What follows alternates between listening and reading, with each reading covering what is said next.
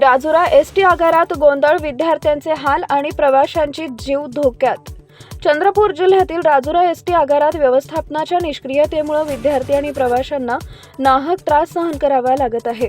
22 जानेवारी रोजी सायंकाळी 5:30 वाजताची मानव विकासची राजुरा सुब्बई बस रात्री 7:30 पर्यंत न आल्यानं परीक्षेच्या काळात विद्यार्थी 2 तास स्थानकावर अडकून पडले।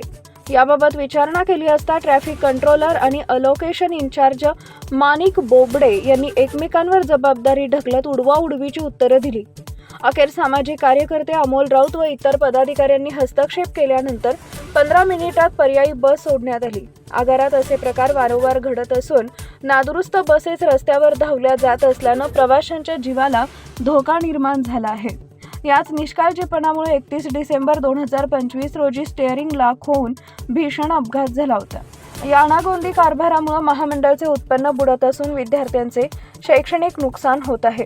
हा प्रकार संविधानातील कलम 21 व 21 चं उल्लंघन असून निष्क्रिय आगार व्यवस्थापकांवर तात्काळ निलंबनाची कारवाई करावी अशी मागणी जोर धरत आहे।